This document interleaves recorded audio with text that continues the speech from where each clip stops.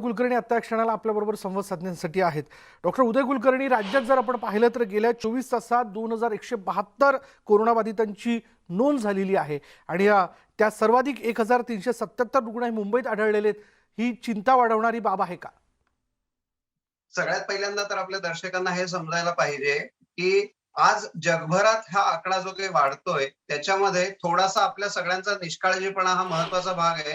हे आता वाढणारे आकडे आठवड्याभरात आपल्याला याच्या जवळजवळ 6 ते 7 पटीने जास्त दिसणं हे स्वाभाविक आहे, कारण लोकांना स्वतःमध्ये बदल करून त्याप्रमाणे प्रत्यक्षात त्याचा आकड्यांमध्ये परिवर्तन होणं याच्यामध्ये थोडासा काळ लागणार आहे. पण लोक जागृत व्हायला लागले तर निश्चितच 1 जानेवारी नंतर हे आकडे आपल्याला थोडेसे स्थिर होऊन कमी होताना सुद्धा बघायला मिळतील. पण तोपर्यंत मला असं वाटतंय की लोकांनी काळजी जर घेतली नाही तर हे झपाट्याने वाढणारे आकडे आणि त्यातही ओमायक्रॉन सारखा नवीन त्याचा व्हेरियंट जो आहे तो ज्याच्याबद्दल आपल्याला फारशी अजून माहिती नाहीये, त्याच्यावरती आपल्याला आपण घेत असलेलं लसीकरण कितपत उपयोगी आहे याचाही आज अंदाज नाहीये. एका बाजूने म्हटलं जातंय की तो अतिशय सौम्य आहे आणि दुसऱ्या बाजूने माहितीच नाहीये. त्यामुळे आपल्याला काळजी जर घेतली नाही तर हे आकडे आणखीन वाढणार आहेत आणि ते आपल्या आरोग्य व्यवस्थेवरती येणारा ताण सहन करायला मागच्या वेळी 40 लाख आता यावेळी जर 80 लाखाच्या वरती आकडा गेला तर आपल्या आरोग्य व्यवस्था ते कितपत सहन करू शकेल ही शंका आहे. म्हणूनच सगळ्यांनी काळजी घेण्याची आवश्यकता आहे.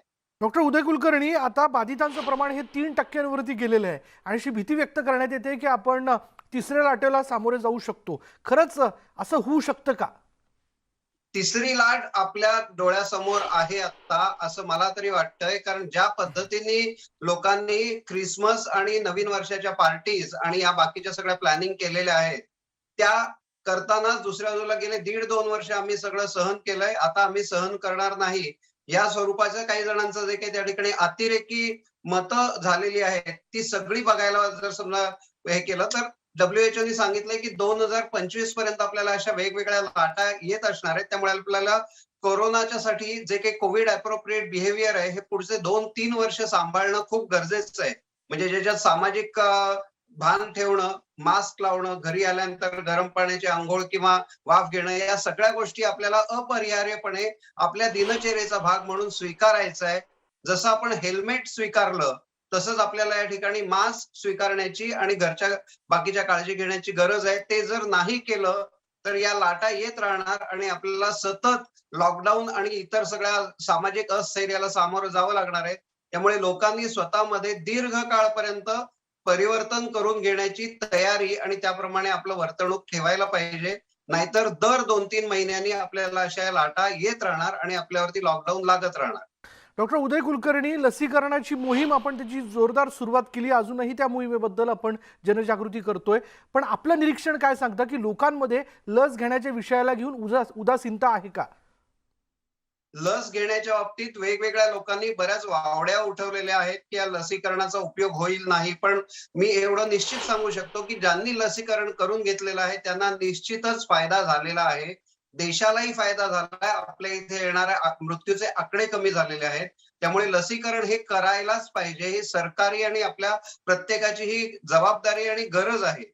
त्यामुळे लसीकरण कुठेही थांबवायचं नाहीये. ओमायक्रॉन किंवा इतर कुठले व्हेरियंट कदाचित त्याला किती आपण त्या ठिकाणी प्रतिसाद देतायत ही जरी शंका असली तरी सुद्धा आपल्याला आतापर्यंत लसीकरणाचा प्रभाव हा दिसलेला आहे. मृत्यूचा दर घटलेला आहे. त्यामुळे आपलं लसीकरण हे सगळ्यांनी स्वतःहून पुढे येऊन सामाजिक संस्थांनी याच्यात सहभाग घेऊन करायला पाहिजे. काही ठिकाणी अशी वावडी उठवली जाते की हे कंपल्सरी नाहीये. सरकार या ठिकाणी कुठेही तुम्हाला म्हणू शकत नाही की कंपल्सरी आहे. पण लक्षात घ्या की हे राष्ट्रीय मोहीम आहे आणि त्यामुळे प्रत्येकाने या ठिकाणी ही स्वतःची नैतिक जबाबदारी की माझ्यामुळे इतरांना कोणाला व्हायला नको म्हणून मी लसीकरण करायला पाहिजे. तर त्यासाठी प्रत्येकाने याच्यात सहभाग घेण्याची आवश्यकता आहे. जे कोणी उदासीन आहेत त्यांनी या ठिकाणी ऍक्टिव्ह होऊन लसीकरण करून घ्यायला पाहिजे. डॉक्टर उदय कुलकर्णी, आता सध्याला टास्क फोर्सच्या ज्या वेगवेगळ्या बैठका आपल्या होत आहेत, तर परत एकदा सर्वसामान्य लोकांमध्ये ही चर्चा आहे. बऱ्याच वेळेस आम्ही ज्यावेळेस कुठेतरी प्रवासात असतो तर काही लोक फार उत्सुकतेने विचारतात की पुन्हा एकदा आपल्याला लॉकडाऊन किंवा कडक निर्बंधांना सामोरं जावं लागू शकतं का? तर सध्याला वाढणारी आकडेवारी लक्षात घेता परत एकदा नियम कडक करावे लागतील किंवा तशी वेळ येऊ शकते? ओमायक्रॉन हा त्या मानाने घातक नाही असं जगभरामधून दिसून येतंय. त्यामुळे लॉकडाऊन बद्दल सरकार फार आग्रही राहणार नाही. पण तरी सुद्धा लोकांनी जर समजा त्यांच्या वर्तनामध्ये बदल केला नाही, तर ती सरकारची अपरिहार्यता असेल. कारण जर समजा काही ऐकत नाहीत, ज्यावेळी आपण विनंती करतो, ती विनंती ऐकली नाही तर आपल्या भारतीय शास्त्रात सांगितलेलं आहे, साम, दाम, दंड, भेद. तर त्याप्रमाणे साम, दाम होऊन जर समजा लोक ऐकत नसतील, तर शेवटी लॉकडाऊनचा आपल्याला दंड आणि भेद हा सहन करावा लागू शकतो. डॉक्टर उदय, सध्याला ज्या प्रकारची आकडेवारी समोर येताना दिसते, ही आकडेवारी अधिक दुप्पट तिप्पट होऊ शकते का? ही 6 पट सुद्धा होऊ शकते. कारण आपण ज्या पद्धतीने बेफिकीर झालेलो आहोत. तुम्हाला माहितीये की अगदी सुरुवातीला कोरोनाच्या काळात सांगितलं गेलं होतं की एक माणूस एका वेळी 416 जणांना नॉर्मल केसमध्ये त्याला झालेला जर समजा हा विषाणूपासून झालेला जो त्रास आहे तो 416 जणांच्या पर्यंत पोहोचवू शकतो एका आठवड्यामध्ये. तुम्ही विचार करा, सध्या लग्न सराई चालू आहे. नवीन वर्षासाठी आपण वेगवेगळ्या ठिकाणी जायचा प्रयत्न करतोय. एक माणूस दिवसाला कमीत कमी 40-50 जणांना भेटतोय आणि त्याच्यावरती जर निर्बंध नसतील तर हा आकडा दुप्पट तिप्पट नाही तर 6 ते 7 पट सुद्धा केवळ पुढच्या 15 दिवसात गेलेला आपल्याला दिसू शकेल. आणि हे भयावह आहे. हे सांगताना मला या ठिकाणी कोणाच्या मनामध्ये भीती निर्माण करायची नाहीये. पण वास्तव हे आहे की याचा प्रसाराचा जो झपाटा आहे तो अगोदरच्या कोरोनाच्या मानाने 6 पट जास्त आहे असं बघून आपल्याला दिसून आलेलं आहे. आणि त्यामुळे झपाट्याने तेवढ्या आपल्याला हा त्या ठिकाणी प्रसार दिसू शकेल. आणि त्यामुळे सगळ्यांनीच काळजी घेण्याची खूप गरज आहे. मोठ्या माणसांबरोबरच लहान मुलांना बाधा हा एक चिंतेचा विषय, कारण अजूनही लहान मुलांचं लसीकरण जे आहे ते सुरू झालेलं नाहीये. म्हणजे आता पंतप्रधानांनी घोषणा केली आहे की जानेवारीपासून 15 ते 18 वयोगटातील युवकांचं लसीकरण जे ते केलं जाईल. पण सध्या मी बरेच पालक असे बघतोय की ते टूर प्लॅन करतायत, क्रिसमसच्या सुट्ट्यात की नवीन वर्षाचं स्वागत करण्यासाठी बाहेर जातात. त्यांना आपण काय सल्ला द्याल? मुळात लक्षात घ्या की मुलांना इतर वेगवेगळी लसीकरणं जी चालू आहेत त्याचा त्यांना या ठिकाणी थोडासा फायदा, म्हणजे काही ठिकाणी आपण बघितलं की बीसीजीचं लसीकरण ज्यांचं झालं असेल त्यांना त्या मानाने याचा त्रास कमी असू शकेल असं आपल्याला बघण्यात आलंय. अजूनपर्यंत तरी लहान मुलांमध्ये बाधित होण्याचं प्रमाण हे अगदी कमी आहे. हे आपल्या दृष्टीने एक सुदैवाची गोष्ट आहे.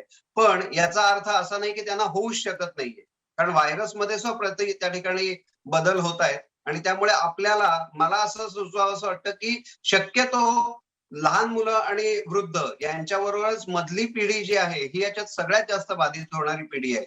आणि त्यामुळे ते स्वतः सुद्धा जास्त ठिकाणी फिरत असतात. तर त्यामुळे अशा पद्धतीच्या टूर प्लॅन्स वगैरे असतील तर त्या क्लोज डोअर, म्हणजे शक्यतो स्वतःच्या वाहनातून जाताय आणि जाताय त्या ठिकाणी खूप जणांच्या मध्ये तुम्ही एकमेकांच्यात मिसळणार नसाल तर त्या स्वरूपाच्या असतील तर त्याला थोड्याफार प्रमाणात आपण म्हणू शकतो की करायला हरकत नाहीये. पण जिथे जिथे खूप मोठा जमाव जमणार आहे त्या ठिकाणी जाण्याचं मात्र टाळलं लहान मुलांना घेऊन तर अतिशय चांगली गोष्ट होईल. आणि बऱ्याचशा लग्न समारंभात आपण बघतोय की वयवर्ष 4 पासून ते 12 पर्यंतची मुलंही जास्त लग्न समारंभांमध्ये येत नाहीयेत आणि ते एका दृष्टीने चांगलं आहे असं मला वाटतं. डॉक्टर, मी पुन्हा एकदा आपल्याकडे येतो, पण आपल्या सगळ्या दर्शकांना सांगायचं आहे की टास्क फोर्सचे सदस्य डॉक्टर उदय कुलकर्णी आपल्याला सध्याला कोरोनाची आकडेवारी गेल्या 24 तासात ज्या पद्धतीने वाढलेली आहे त्या विषयाला घेऊन मार्गदर्शन करताना दिसत आहेत. आणखीन काही प्रश्न आपण त्यांना विचारणार आहोत. जाऊयात पुन्हा एकदा डॉक्टर उदय कुलकर्णी यांच्याकडे. डॉक्टर उदय कुलकर्णी, लग्न सराई आणि तिथी दाट आहे, अशा वेळी नियम घालून देण्यात आलेले की 50% उपस्थिती, गर्दी करू नका. आणि अर्थात येणारे पाहुणे जे आहेत ती फ्लोटिंग पॉप्युलेशन असली पाहिजे, ही तितकंच खरं. पण नियम लोक पाळत नाहीयेत. अशा वेळी काय सूचना आपण त्यांना कराल? मुळात याच्यामध्ये सगळ्यात पहिल्यांदा आपल्याला माहिती पाहिजे की प्रत्येकाने स्वतः काळजी घेणं हा खूप महत्वाचा भाग आहे. लग्न समारंभामध्ये जाताना सुद्धा सिनियर सिटीजन्सनी कंपल्सरी त्यांच्या चेहऱ्यावरती मास्क पाहिजे, अगदी बरोबर. अंतर थोडं ठेवलं पाहिजे. बऱ्याच गोष्टी अशा असतात की त्या ठिकाणी लग्न समारंभात आम्ही एवढे मस्तपैकी कपडे आणि हे सगळे बदलून जाणारे चांगले चांगले कपडे घालणार आणि त्यावेळी मास्क घालून त्या फिरायचे. पण त्याच्या बरोबरीने अशा वेळी एक थोडासा आपण जर समजा स्वतःच्या काळजीचा भाग घेतला की मी असं लग्न समारंभ किंवा इकडे जायचं तर 2-3 दिवस अगोदरपासून मी वाफ घ्यायला सुरुवात केली. मला नाकामध्ये आणि इकडे जर समजा तो जंतू प्रसार करण्याची शक्यता आहे तर नाकामध्ये एक तुपाचं थेंब लावायचा आतल्या बाजूला. एकदम सोपी कृती आहे. नाकाला जर आतल्या बाजून तुम्ही तूप लावलं तर असं बघण्यात आलंय की तुम्हाला व्हायरस पासून धोका कमी होतो. त्याचप्रमाणे गुळण्या केल्या. हे तुम्ही प्रत्यक्ष त्या कार्यक्रमाला जायच्या अगोदर आणि कार्यक्रमाहून आल्यानंतर जर समजा सांभाळलं तर तुम्ही स्वतः त्यांनी बाधित होणार नाही आणि इतरांना बाधा देणार नाही. आता ही परिस्थिती थोडीशी आहे की मी माझी काळजी घेईन आणि माझ्यामुळे इतरांना होऊ देणार नाही. आणि त्याच्यासाठी ह्या लग्न समारंभ अचानक नाही ठरत, अगोदरपासून ठरलेले असतात. मग 2-3 दिवस अगोदरपासून जर अशी आपण काळजी घेतली तर मला असं वाटतं की अशा लग्न समारंभांना जाऊनही आपण स्वतः बाधित होणार नाही आणि आपल्याला जर समजा काही झालं असेल तर ते इतरांना देणार नाही. खाण्यापिण्यामध्ये थोडासा हलकेपणा ठेवायचा. त्यावेळी जेवण अगदी तुडुंब घ्यायचं नाही. म्हणजे खाण्यापिण्यावरती अगदी त्या ठिकाणी तुटून नाही पडायचं. कारण त्याच्यामुळे अपचनानंतर तुम्हाला बरेच वेळा सर्दी, पडसं ह्या गोष्टी आहेत, होताना दिसतात. थंड पेय वगैरे अशा ठिकाणी जी सर्व्ह केली जातात ती टाळली पाहिजेत. म्हणजे खाल्ल्यानंतर मग आईस्क्रीम दिलं जातं किंवा स्वीट डिश असतात, या जरा कमी घ्यायच्या. कारण आपल्याला शेवटी ही अपरिहार्यता आहे. एका बाजूने रोग आहे, दुसऱ्या बाजूने सण समारंभ आहेत किंवा आपली अशी लग्न समारंभ आहेत. तर त्या ठिकाणी खाण्यापिण्यावरती कंट्रोल करणं हा एक भाग आहे. श्वसनाचे काही व्यायाम आहेत, प्राणायाम आहेत, यांचा जर समजा आपण वापर केला तर त्याच्यामुळेही आपण तिथे जाऊन स्वतः बाधित होणार नाही आणि जरी समजा एखादा त्रास आपल्यापर्यंत आला तरी तो आपण टाळू शकतो. आयुष काढा तर सगळीकडे आज उपलब्ध आहेत. पण त्याचबरोबर अगदी साधी छोटी आयुर्वेद, ॲलोपॅथी, होमिओपॅथी कुठली जी काही तुम्हाला ज्याच्यावरती श्रद्धा असेल, त्या डॉक्टरांना तुम्ही सल्ला घ्या, की मला अशा ठिकाणी जायचंय का नाही जायचंय. कारण या ठिकाणी कुटुंब वैद्य किंवा फॅमिली फिजिशियन याची खूप मोठी भूमिका आहे मागच्या दुसऱ्या लाटेमध्ये सुद्धा पेशंट्सना जास्त बाधित होऊ न देण्यामध्ये. तर त्यामुळे आपल्या फॅमिली डॉक्टरला कुठेही विसरू नका. असं कुठेही सण-समारंभ किंवा कुठे जायचं पहिल्यांदा डॉक्टरना विचारा, की मला असं जायचंय तर मी गेलं तर चालेल का? मला हार्टचा प्रॉब्लेम आहे, मला डायबिटीस आहे, मला त्या ठिकाणी किडनीचा विकार आहे किंवा मला हृदयविकार आहे. या पद्धतीचा जर काही त्रास असेल तर शक्यतो अशा कार्यक्रमाला जाणं टाळा. कारण कोमॉर्बिडिटीच्या लोकांना धोका जास्त आहे. तर त्यामुळे या लोकांनी थोडंसं जरा सांभाळून जर समजा हे सण-समारंभ किंवा लग्न समारंभाला जर समजा उपस्थिती लावली, तर मला असं वाटतं की दोन्हीचा सुवर्ण मध्य साधला जाईल, की रोगापासून प्रतिकार आणि दुसऱ्या बाजूनी मला जो काही आनंद घ्यायचा आहे तोही. कारण हे पुढचे अजून 3-4 वर्ष तरी हे सगळं लाटा येणं जाणं हे सगळं चालू राहणार आहे असं WHO म्हणणं आहे. तर त्यामुळे आपण कायम भीतीने आतमध्ये गाडून राहण्यापेक्षा आयुर्वेदातले चांगले उपाय आहेत. त्यांनी आपल्या स्वतःची आपली प्रतिकारशक्ती चांगली करता येते. बरोबर. च्यवनप्रकाशासारखे उपाय हे सरकारने जो सांगितलेले आहेत, तर हे आपण केले तर मला असं वाटतं की आणि आपला फॅमिली डॉक्टरला मात्र कधीच विसरू नका. त्याला विचारून मगच तुम्ही या प्रोग्राम्सला जा, असा माझा सल्ला असेल. धन्यवाद डॉक्टर उदय कुलकर्णी. फार महत्त्वाचे मुद्दे या सगळ्या परिस्थितीत आपण स्पष्ट केलेले. यातनं पुन्हा एकदा आपल्या सगळ्या दर्शकांना सांगायचं की या चर्चेतनं कुठेही आम्हाला आपल्या मनामध्ये चिंता वाढवायची नाही, घबराट निर्माण करायची नाही. पण आम्ही आपल्याला सतर्क करतोय. हे आम्ही आपल्याला सांगतो की गेल्या 24 तासात पुन्हा एकदा कोरोनाची आकडेवारी जी आहे ती वाढताना दिसते आणि ही टक्केवारी वाढू नये असं जर आपल्याला वाटत असेल, पुन्हा परिस्थिती ही नियंत्रणात राहावी असं जर आपलं म्हणणं असेल, तर हे सर्वस्वी आपल्यावरती अवलंबून आहे. त्यामुळे मास्कचा वापर अनिवार्य आहे. सॅनिटायझर बाळगा, गर्दीत जाणं टाळा आणि सगळ्यात महत्त्वाचा मुद्दा लसीकरण करून घ्या. यानंतर इथे वेळ झाली का ब्रेकची. ब्रेक घेऊयात. पहा फक्त न्यूज 18 लोकमत.